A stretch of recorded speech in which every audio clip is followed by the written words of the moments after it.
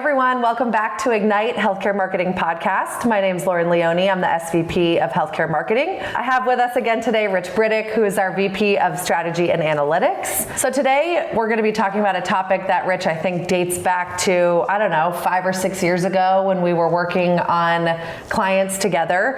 And this is the efficiency versus volume discussion and the balance between the two, and can they coexist?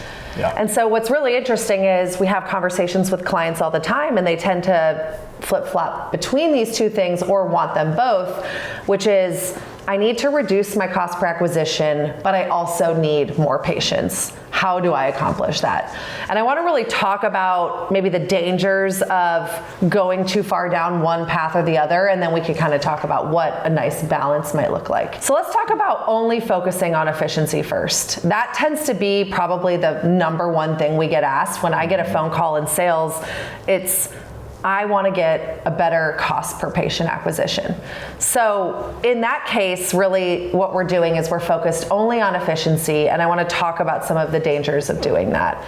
The first one being that you could sacrifice volume. So talk to me about some scenarios that you've been in recently, since we see this all the time, where maybe there was an overly weighted focus on efficiency and what was lost because of it. Yeah, I think the first thing too is to set the stage on this is typically what you're tracking in the platform is not what you're actually tracking as a patient that is acquired for that practice, right? So not only are you optimizing towards efficiency, but you're optimizing towards lead efficiency most often, not patient efficiency. And just because you're driving a cheap lead does not mean that those leads are turning into patients. So I'll give you a great example of this, where we had a multi-location client that had 250 locations, and there was no direction given to us on how we should spend the budget. And there was one of their locations was in a urban, highly dense population area that had a lot of demand, right kind of buyer, and we were driving tons and tons of leads. Leads being phone calls and form submissions, potentially some online booking. Yeah. And to set the stage, sometimes the challenge, or why we're not focusing on the patient, is because the visibility into that pipeline and then that kickback of information in real time is a known challenge in healthcare. Yeah. And does not exist to us to essentially optimize towards. So we're driving tons of leads, and everybody's feeling good about themselves, giving themselves high fives. And then the client's like, I don't understand why you're spending so much money at this location. This doctor only works 1 day a week. The practice is only open 1 day a week. And he is booked out for the next 4 months. And so essentially what's happening is we're just driving a bunch of phone calls of people that he could not see, or driving a bunch of form submissions of people that he could not see. So I think obviously that is an extreme example of something that can happen when you have a disconnect of telling your agency, just go chase lead efficiency, and don't actually really understand the nuances of the business down to the location level. And then subsequently, obviously, this sparked many conversations, and we completely restructured the way that we spent money for them. We broke down locations into different tiers based on their production revenue, how many patients they needed digital to contribute to.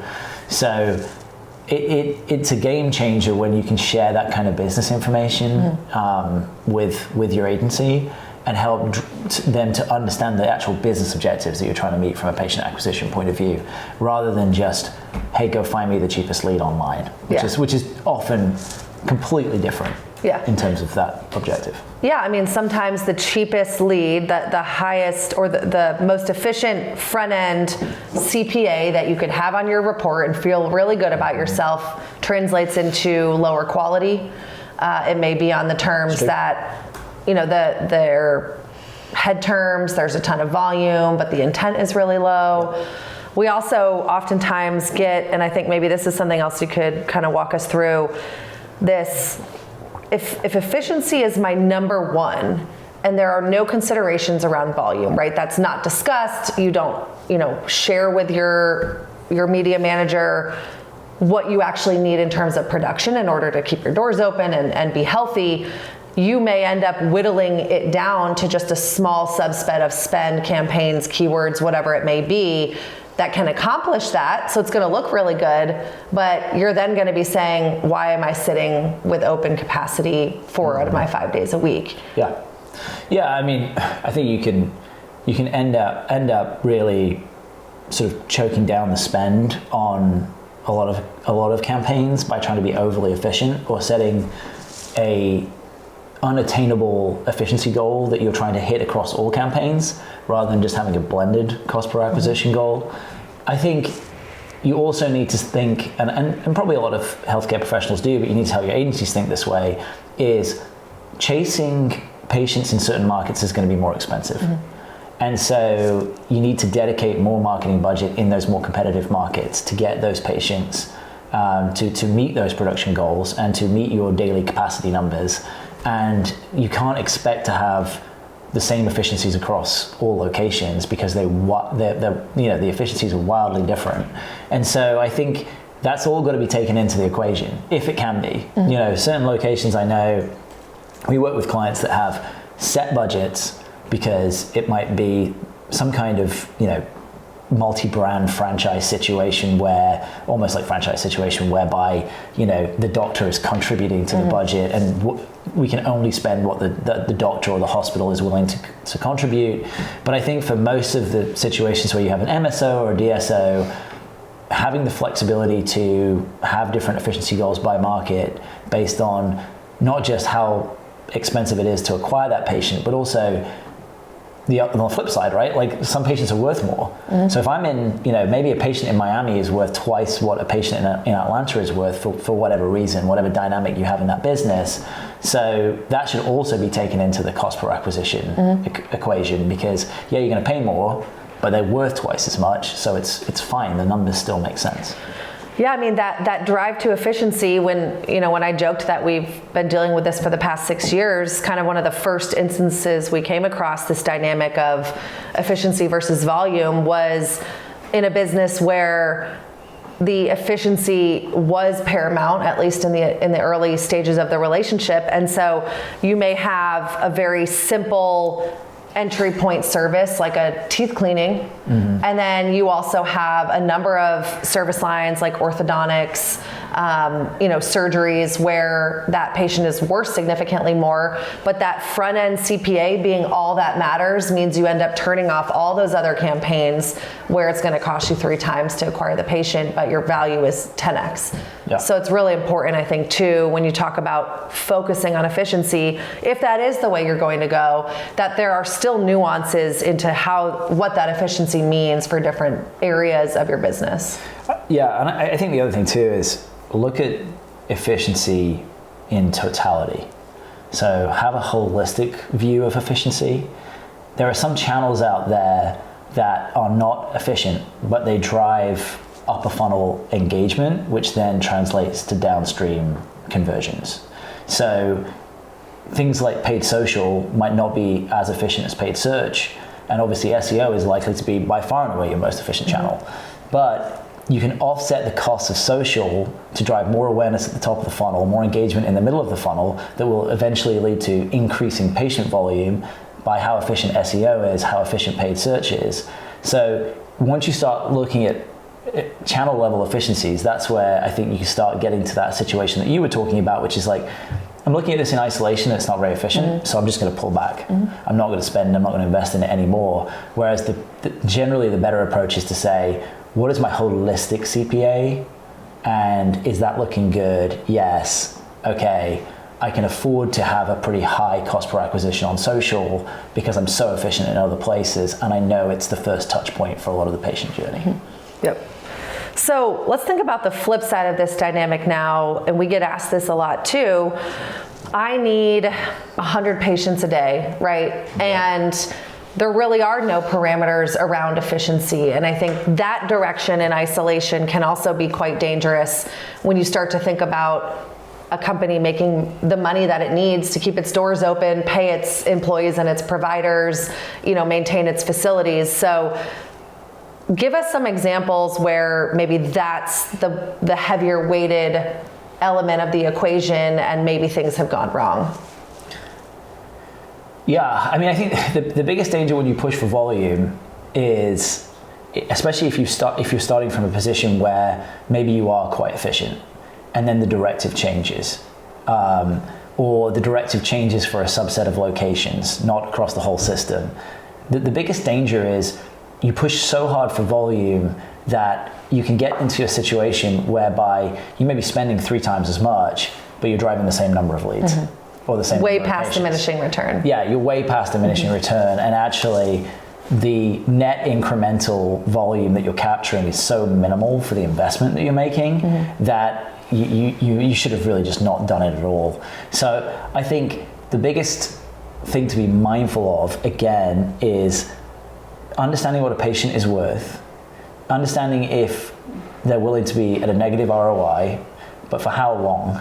Right? Is this a temporary thing? Again, understanding all the business parameters that you're working within, having that shared understanding with the client, making sure that you're forecasting appropriately, right? So we have tools like Performance Planner where we can input like a 3x increase in budget to try and drive more patients and what that's going to look like from a CPA point of view.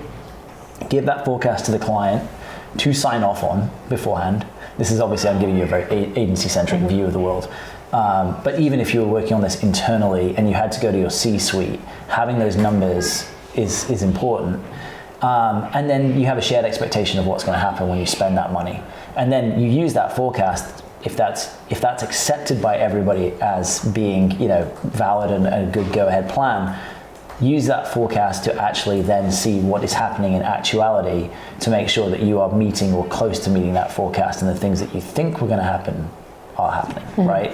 So I think that's how you guard against basically just being given a bunch of money and trying to throw it at the problem and then finding out, whoops, I actually didn't yield anything else. I think the other thing too is you have to understand the limitations of the channels that you're working within, right? So if you're doing SEO and PPC and you're not losing any impression share to budget, and someone says, here's an extra $200,000, go get me an extra 100 patients, it might not be possible. Yeah. And you need to be able to say, on this channel mix, that's not going to happen. All we're going to do is spend more, drive up our CPCs.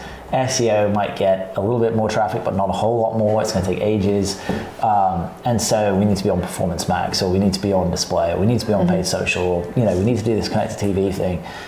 And even then, if you're having to go further up the funnel, they should be aware that there might be a lag, right? So if I have to go into disruptive marketing efforts, then maybe it takes 3 months before you actually start to see the yield from that. So again, I think expectation setting when you're really just chasing volume, especially if it's incremental volume, you just got to be really clear about the strategy and how long it's going to take. Yeah, and in that explanation, I think you gave some really good nuggets of what the mix looks like. But is the best case scenario one in which there's a mutual understanding of kind of maybe the high end of what a company could tolerate on a blended cost per acquisition, and then the ability to push for volume within that ceiling? Is that like the best case scenario? Or what could a marketer at a healthcare organization say to their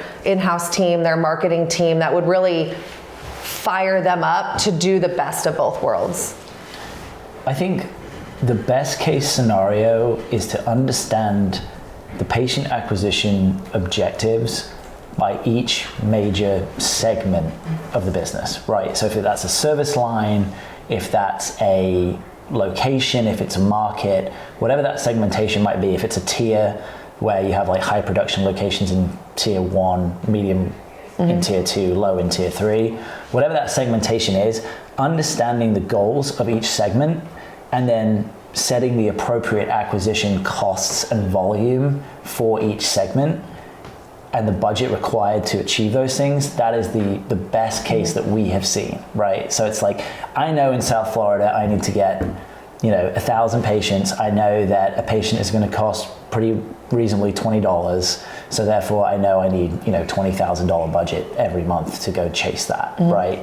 I'm not spending $18,000 of that $20,000 in another market somewhere because it's got a $10 CPA and it's more efficient.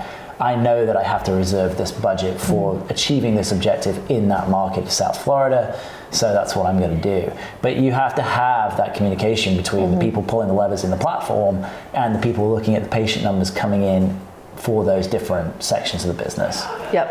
And it's really hard to start down a path without that information and then have to adjust later. We're in the business now in the digital space of training an algorithm, and to start to work with an algorithm and a team towards one direction and then having to pivot, it's not an overnight thing. To go from I'm super focused on efficiency to all of a sudden I need volume and vice versa really is going to then require that relearning phase, both of the team and how they're thinking about it, but the algorithm itself naturally has to pick up on those additional signals, pivot to what we're now telling it to care about, and start marching down that path. So I think it's really important if you're entering a conversation or thinking about a new campaign, thinking about making a major change, to put these things in place now before you get started.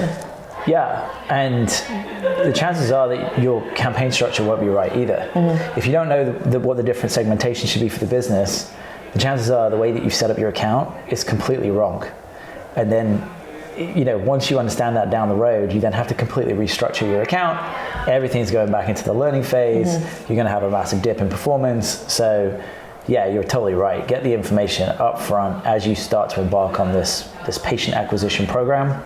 Try not to do it further down the road because you're just reinventing the wheel. Yeah, I think it's nice to think about getting to market quickly, but sometimes that is really just delaying the inevitable, and you'll be further behind, when you actually get the right pieces. So, all right, awesome. Thanks, Rich, for joining us. This has been another awesome episode of Ignite Healthcare Marketing Podcast. Like, share, subscribe wherever you're listening, and we hope to see you all next time.